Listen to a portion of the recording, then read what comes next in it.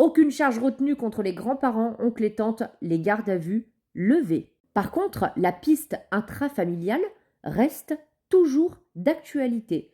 Ils n'ont simplement pas assez d'éléments, pas assez de preuves pour pouvoir aller jusqu'au bout et avoir une vraie réponse sur ce mystère. Il faut savoir, il y a beaucoup de gens qui ne le savaient pas, il faut savoir que le corps d'Émile n'a pas été décomposé dans les vêtements.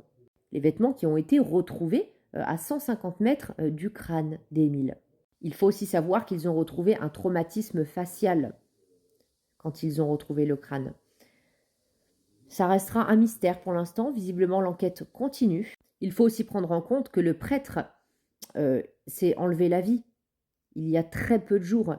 C'est quand même étonnant. Je me pose quand même pas mal de questions. J'aurais une hypothèse. Après, on peut en avoir énormément des hypothèses, mais je pense que l'intervention d'un tiers, peut-être professionnel là-dedans, n'est pas à éliminer. Ce n'est que mon avis personnel. Malheureusement, on voit beaucoup de choses en ce moment concernant les enfants.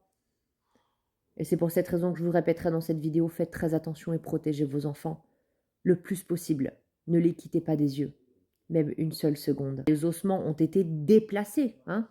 Je pense qu'il y a une sacrée histoire derrière, peut-être une histoire de réseau. C'est une hypothèse. Qu'est-ce que vous en pensez?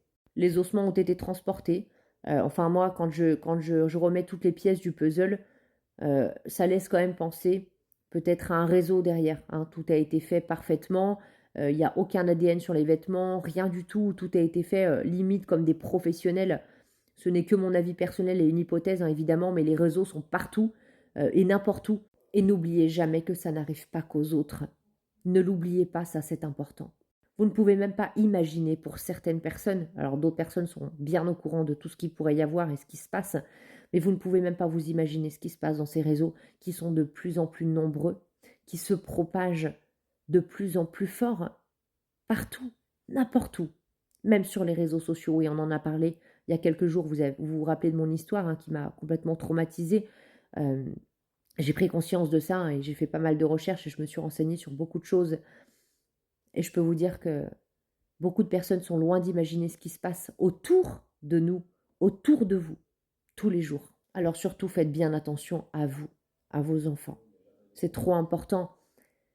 J'espère vraiment du fond du cœur qu'on retrouvera l'auteur ou les auteurs de cette horreur qui a touché la France entière. Car cet enfant pourrait être le nôtre. Je souhaite beaucoup de courage aux parents, vraiment du fond du cœur, je compatis tellement. Et je pense qu'ils attendent qu'une seule chose, c'est d'avoir des vraies réponses à leurs questions. Et je souhaite et je prie le Seigneur pour que oui, ils aient des réponses. Et que les auteurs soient trouvés le plus rapidement possible. Prenez soin de vous, je vous embrasse. N'oubliez pas de vous abonner les amis.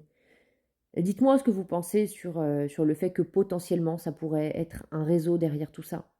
C'est mon avis personnel, mais est-ce qu'il y a des gens qui pensent comme moi? J'attends vos commentaires et je vais vous lire attentivement. C'est mon nouveau compte, pour ceux qui ne savent pas. Je vous laisse vous abonner.